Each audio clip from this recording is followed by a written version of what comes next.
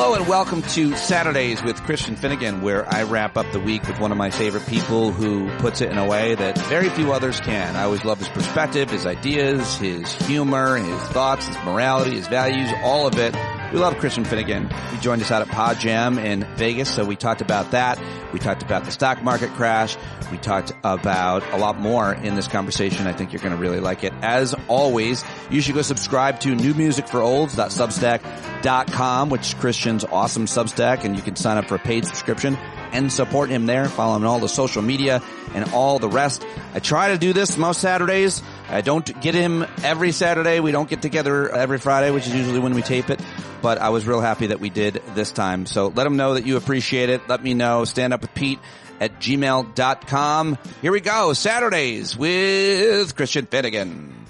Finnegan is back for the first time since Pod Jam, and what a hit you were. Thank you for joining me today, and thank you for being such a fun hang. You were so great. Thank you, Pete. I appreciate that. I did more hanging that weekend than I am constitutionally used to doing. Yeah. Everybody was super wonderful and super nice, and it was a great time. Your stand-up set was hilarious. One of my favorites of all time, and I think it was just the combination of that material really made me giggle a lot, laugh a lot. But your 59-minute cult that you created is still getting a lot of talk and really was indelible, created a lot of long-term references and jokes for us. So we're so happy for both those performances. And then we get to hang out with you as well. I know some people were nervous to meet you. Which is adorable. Yes. I am very intimidating, as you can tell. I'm super... I probably am intimidating in the sense that I always vaguely look like I'm uncomfortable being in any room that I'm in. So I imagine that is slightly, I don't know, intimidating, off-putting. I thought it was weird that you just insisted on standing with your chest out and your arms crossed the whole time, tapping your foot. What was that all about? And just anytime anyone would speak to me, before I responded, I would just have a deep sigh. That was like your way of putting on a mask on a bus or a plane so nobody sits next to you, or coughing so nobody sits next to you. Just don't even start talking to me. This is my physical posture. But it's not like a, oh, how dare you speak to me thing. It's more just that it's something that I've only learned about myself as I've gotten older, and it's gotten worse as I've gotten older, is just in sort of high volume socializing situations, call it a party or a get together or whatever. I don't know how to be. I don't know where to be. I always feel like either I'm talking too much or too little, or I don't think of myself as someone who is stricken with massive amounts of social anxiety, but I have found in certain situations that I wish I was better. Let's put it that way. Don't we all, Pete? I've gotten better at it. I used to be real bad at it, but I've gotten a lot better at it. I certainly had to be in this, although everybody knew who I was, and everybody knew who you were too, though. I don't know. It was great. You were great. I'm better in, I think I love performing in front of an audience of any size, but when it comes to socializing, I'm better in groups of 4. I think is what I've discovered. But then that's I think what I've discovered. Sometimes if you're in a small group, then one person might dominate or be boring. You might want to get out of that group. Oh, yeah, but that's a different thing entirely. I'm talking strictly about my own abilities to be present and not be constantly scanning the room like Jason Bourne for an exit. Oh, I usually am scanning the room. Not scanning, not because not because anything about the people I'm talking to, but just there's just this feeling, and I'm sure I'm not the only person who gets this, but like when there's a couple dozen people all churning around and there aren't like specific places for people to be, there's a sort of a slight tinge of fight or flight. Oh yeah. It's all flight, no fight. You are speaking out loud what a lot of people who didn't come to Pod Jam or other gatherings feel. You're saying it out loud and giving it a lot of meaning for people, I think, because it's a very common thing. Which is hilarious just because it's like you could not find a nicer, like the barrier of entry to conversation with any of the people who were in Vegas is so low. Everybody is so friendly and so like easy to approach and easy to talk to. And there's no kind of who are you and why are you talking to me, especially because obviously they've been listening to the podcast. Right? It's 100% a thing that exists in my own head. And so many others. That's all I'm saying. The other thing is you had this great thing that you created, the 59-minute cult. We loved it. But bad news is you found out somebody else has come to with some kind of parallel thinking, I guess. This young comedian is doing it as part of the Netflix of is a joke, something similar to what you created. It's devastating. Yeah, it's not something. This young comedian, I've never met this person. He never has contacted me or whatever. Through a third comedian, when my wife brought up, like, oh, Christian was in Vegas and he did this new show idea. And she's like, I think a guy already does that. And lo and behold, there is a young comedian who I have never met before. His name is Moses Storm, who does a show called A Perfect Cult. And it is almost hilariously the same thing as what I try to do in Vegas. That's like great. It's absurdly the same thing. And just probably better and like more ironed out and all that. And so the people who are at Pod Jam 2, you can pat yourselves in the back for being in the audience for the one and only performance of Christian Finnegan's 59-minute cult. It's a tragic event. I'm sorry to hear that because it was so good, and we look forward. I know I'm not gonna lie. It took the wind out of my sails for about a week. You put a lot into it, and we loved it. And we will. I put a lot into it, and the thing that I was hilarious. Like the thing that I was most excited about was this is mine. Like I'm not doing somebody else's thing. This is my idea that I have created. And it's so hilarious because the idea had changed a lot. Because when I first came up with the idea, for people who weren't there, basically the premise of the show is that over the course of an hour, the audience and myself were going to create our own cult based on a bunch of questions that I posed to the audience that were ethical and esoteric in nature. And through a bunch of different categories, we came up with what the name and the defining traits of our cult would be. But when I first started, the concept was slightly different. And this is probably a year or two ago when I first started thinking about this in earnest.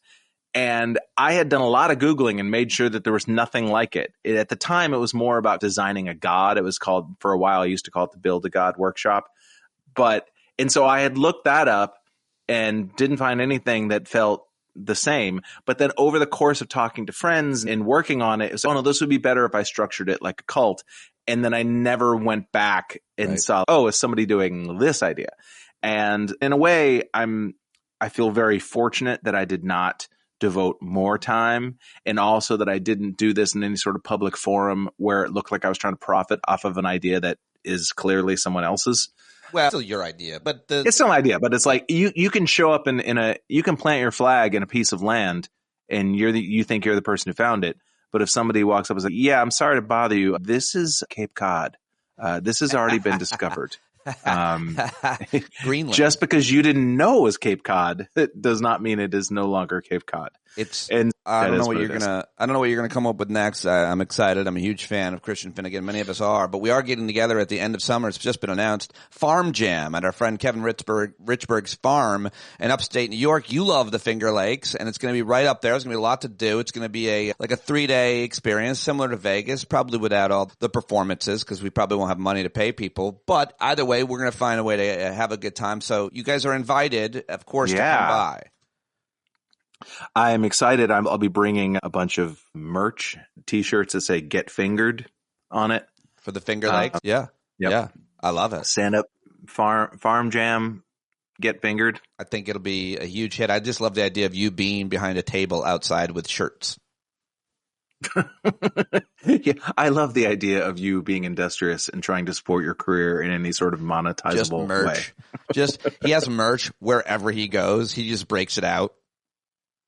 I used to have CDs back when that felt like a dignified thing to sell after shows. I've never felt comfortable selling anything else, which again is more my problem than anyone else's. Absolutely. But I get it. All right. There's a lot to discuss with you. There's a lot that's going on. I always like to get your take on what's going on in the world and in the news because people love it. Last time you were on, so much great feedback. So let's get to it. You've been paying close attention, obviously, to what's happening. And I just wonder what you thought of the market crashing this week on purpose and then Trump purposely then bringing it back and getting a lot of credit even though he didn't bring it back. And the whole disaster that the middle of the week was when Trump declared a trade war and then hours later said, yeah, you know what, maybe not. Yeah, I mean, my first thought was I was listening to your chat with Colby Hall last week, who Colby's an old friend of mine from he's a big fan of yours. Days. He was actually talking about you. He's a good fella, even though I sometimes disagree with some of the Mediaites. For sure. some of what they put out. But anyway, he was saying that's remember Signalgate.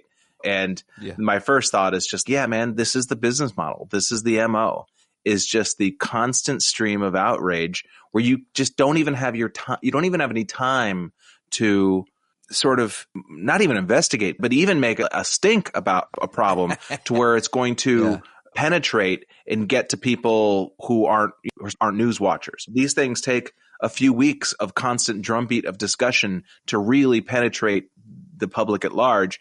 And it's never possible because there's always a new thing that the people are freaking out about. It's interesting.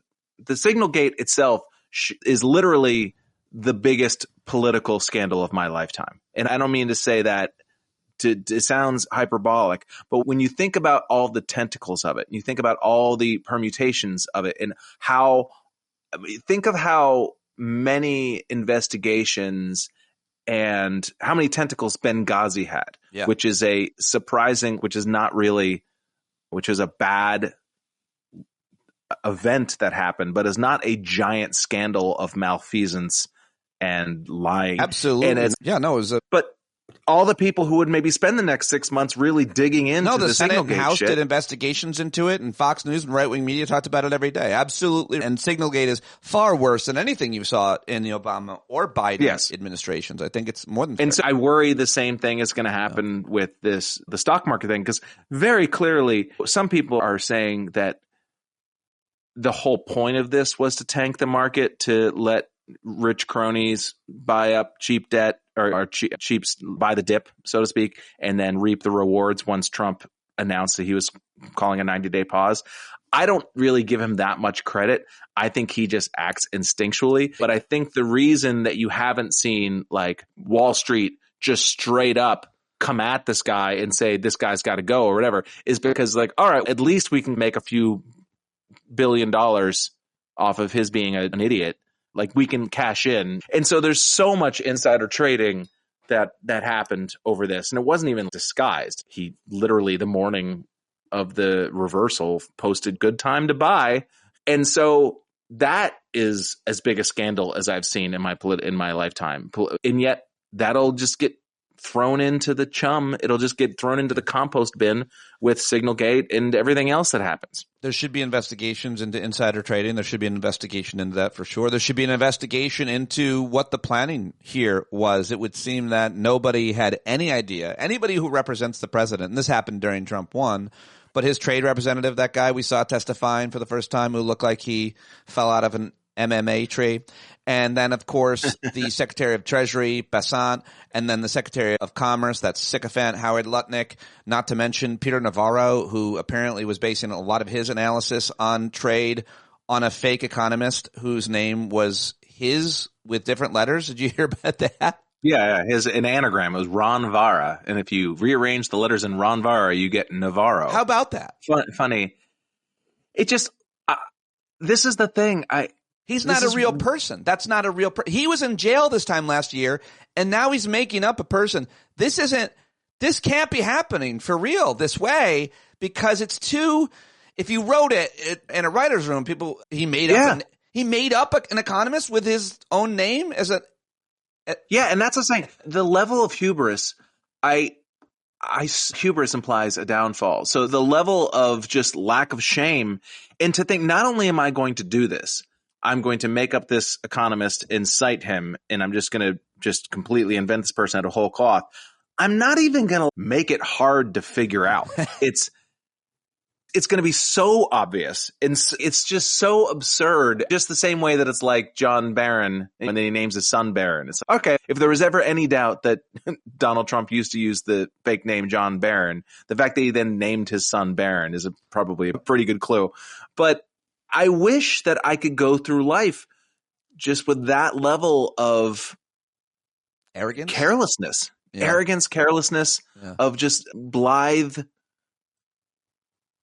Just, it's staggering, and it's hard to countenance, and it's hard to stomach, and I don't know where things are going to go. But with the stock market itself, it's difficult for me because I've always been the kind of person, like I've never been involved in the stock market. And so when it would crash, glee is not the right word, But there is like oh boy, this must suck for some people.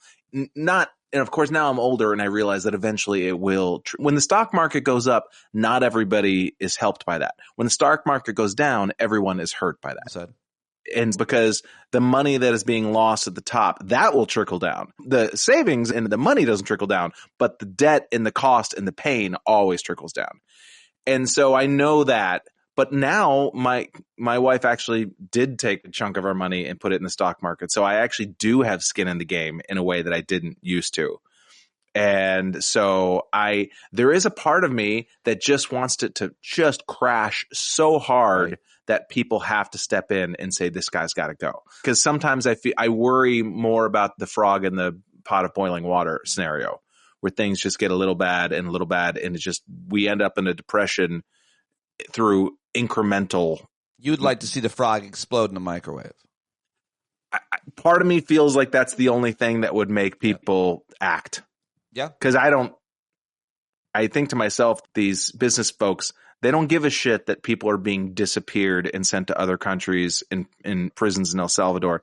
They don't give a fuck. They might give a fuck personally, on a personal level. They might really feel bad. They might shake their heads when they're reading the newspaper, but that's not going to cause action from any of the people who might be able to make a difference. If you're, I think, I don't know what I want to refer to it as, if you're thinking about these scenarios, the outcome that it could produce, then what we need to have happen is a really pretty white girl to be deported to that horrible torture prison in El Salvador, because I think that would probably get people to care. If it was how about there was a Canadian woman who was apprehended by ICE and sent somewhere, but she was Canadian, for like 2 weeks. We didn't care as much. Yeah. She was Canadian. We need like an someone famous-ish, like an Instagram influencer who's also a very attractive woman, and we can all go to get to know her through her content, knowing that she's there, sitting there, because then people will care,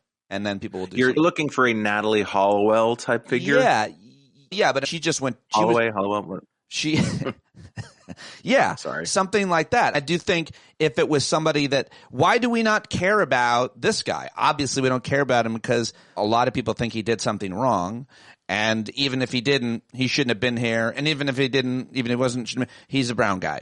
And I can't relate. Yeah, and his life doesn't touch mine in any tangible way. I don't know anybody who looks like him. I don't know. Yeah. It is a story, however, to your point earlier, it's not going away. There was hearings about him today. The Supreme Court said unanimously he's got to come back. So that is a story that continues. Well, that's the thing, that a Supreme Court thing, and they're already hiding behind this.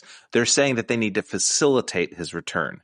And today, the court is saying the government needs to facilitate his return. And yes, but not effectuate his return. That's what Caroline Leavitt, that fucking ghoul, said in the press room today, that the Supreme Court has ordered America to facilitate his return, not effectuate it. Meaning that I guess that means they'll pick him up at the airport. Is that what that means? That it's not their responsibility to get him back here, but they won't stand in the way if El Salvador decides to find this guy. Exactly. To me, it's one of two things.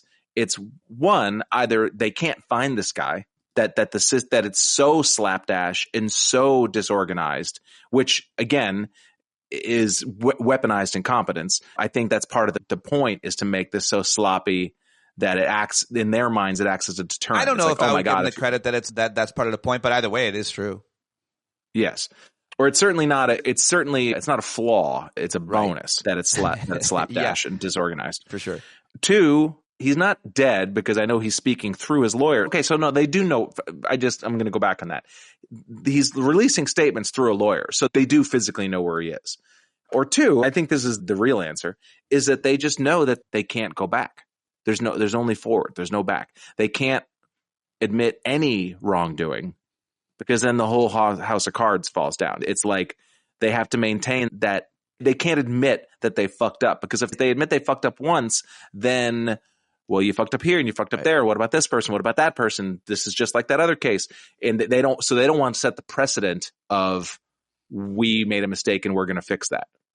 Absolutely. That's how it feels to me. I think that's a pretty good analysis, a very likely analysis. Those are some of the stories you mentioned that have been obviously huge, the trade war and everything around it. This poor guy who has been deported.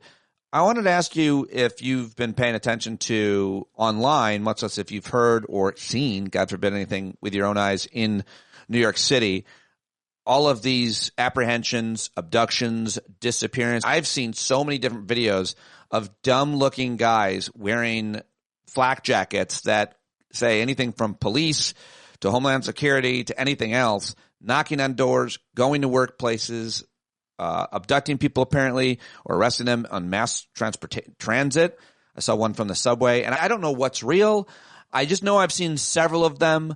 It's hard to know if they're fake videos even that someone could have made up just to get clicks. I don't know. I wonder how much of that you've seen, and I wonder how much you've heard and how much people are talking about it in New York. Because I have heard that like certain areas of the country where a lot of undocumented people live, they don't go outside. They're not going outside. They're going from work to home and nowhere in between because they're terrified. What are your thoughts? What have you seen? Yeah, I have not seen anything yet. And there's a part of me that wants to see them because I, of course, have all these fantasies about I'm going to walk up and I'm going to spit in their face and I'm going to tell them X and tell them Y and tell them Z, which people who are real activists and work with these communities beg you not to do.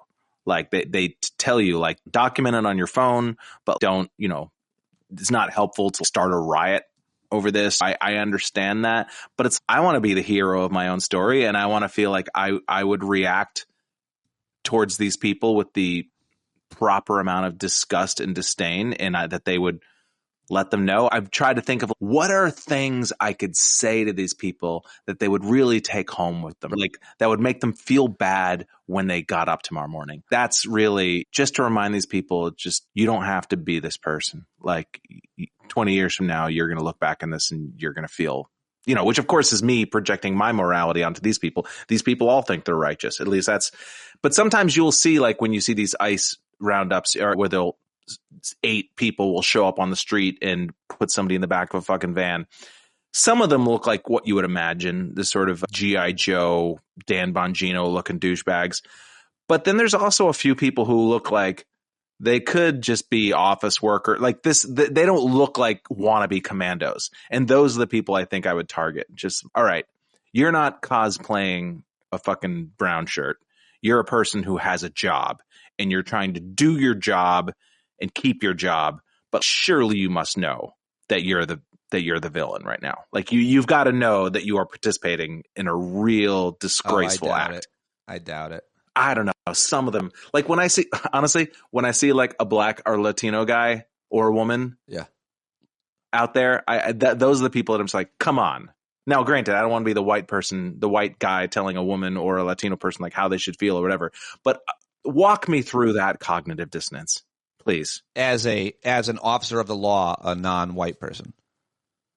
Yes. Yeah. In this specific context. Yeah. Or what you're doing right now. Not in general, but just like what you're doing right now. You are surrounding this college student or this 52-year-old grandmother, and you're ruining her life and the life of those around. This is how you woke up. This is the career you chose for yourself. This is what you want. And I'm sure a lot of them, the answer is yes. But I have to imagine some of them are just like, I got to keep my job. And so I'm just going to try to fly under the radar and do what I have to keep my job. And like, those are the people that need to be forced to make a decision. I think that's a really interesting question. And I wonder about that too. I always do. It's a fair question.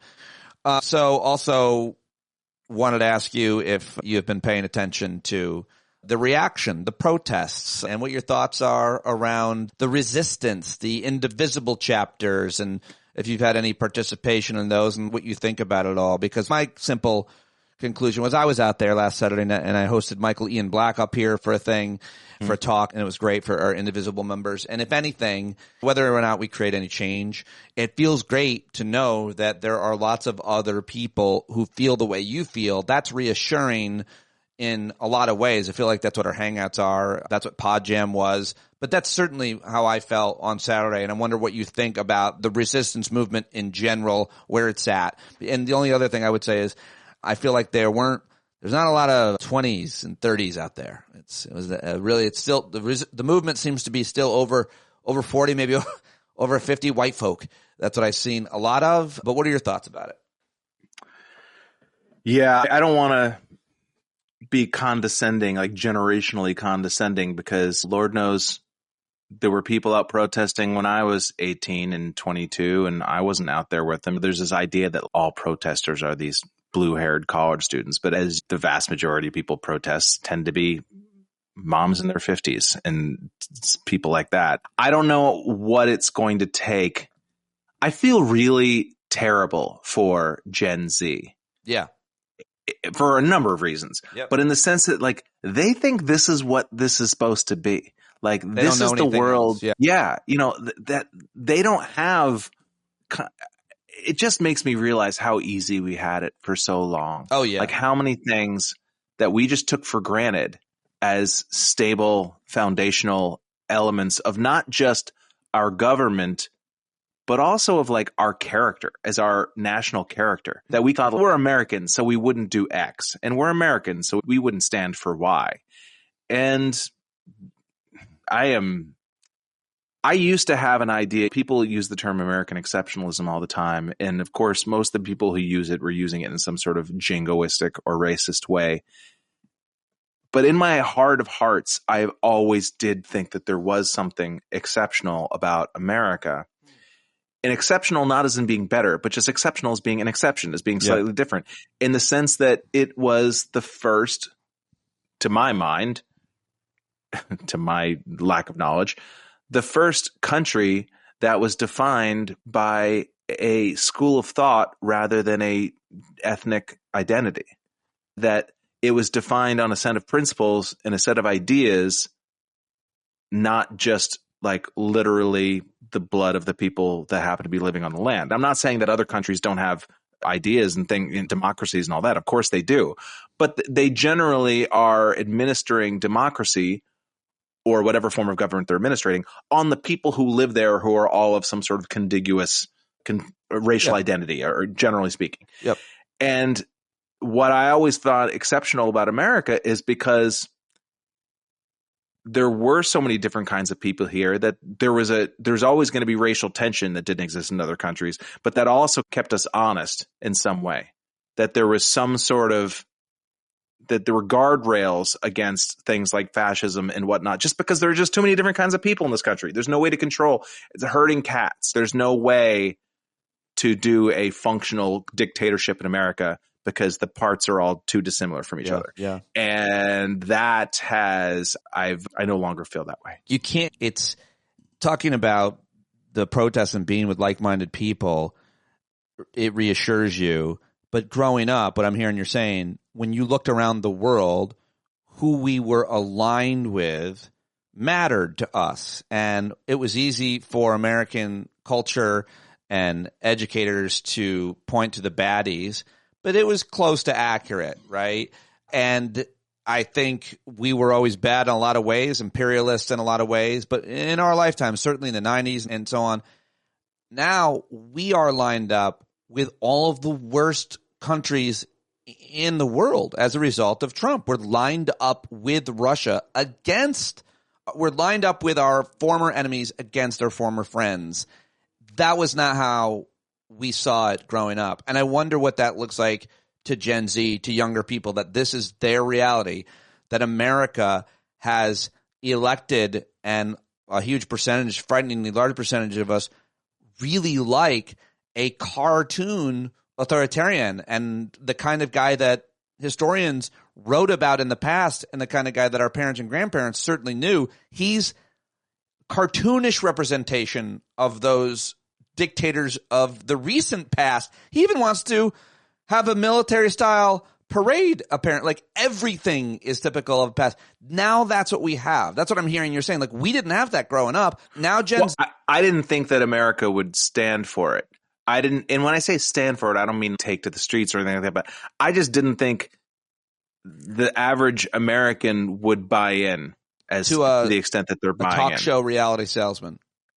Yeah. And also, yeah, I thought we were better than that. But better is maybe not even the right word, because I never thought that we were more moral than any other country. But again, I just thought there was so much diversity of thought and culture and lifestyle in this country that it was a sort of a protection against monolithic thinking that a dictatorship requires. I saw somebody else observe that it almost debunks the conspiracy theory that a lot of people have held the whole world, that there's just a few of the wealthiest, most influential people in the world that run the world and make all the decisions. But based on Trump's activities of the last week, they haven't Michael Claytoned him. Nobody's pressure. Like there isn't some weird cabal of masters of the universe that make all the decisions. Because if they did, they never would have let Trump do what he did to destroy their wealth this week. Yeah. Wake up, Rothschilds. You're sleeping on the job. Get on it. Come on, Illuminati. Where are you, buddy? Exactly, buddy. Yeah. And again, it's like, I've always thought that being a conspiracy theorist was a romantic notion, because it's very convenient or it's very comforting on some level to imagine that there is someone steering the ship, that there is a pilot. Even if that pilot is evil, and even if that pilot is not letting you know that they exist or whatever, but that there's something in control, and that there's someone in control, and that all the stuff isn't just fucking built on sand. I think I may have used this analogy before, and so I apologize, but you've seen the movie Blazing Saddles, right? I've seen scenes, and I don't remember. Yeah, go ahead. I mentioned this before, but people who've seen Blazing Saddles, they know that like the climax of the movie is where there's a group, a posse of bandits and whatnot. They're going to come trash the town. And so what they do is they build a fake town with just like flats that it looks like the town. And then they lure all the bandits in there. And then they'll realize they start attacking the town, and just all the walls fall over because they're just planks held up by 2x4s. And that's what I feel like has happened to American soft power, that it's like, we were very lucky to have grown up in an era where a lot of people just thought, you can't fuck with America. Right. You can't fuck with America. Like, we can't live without America, like financially, culturally, militarily, obviously.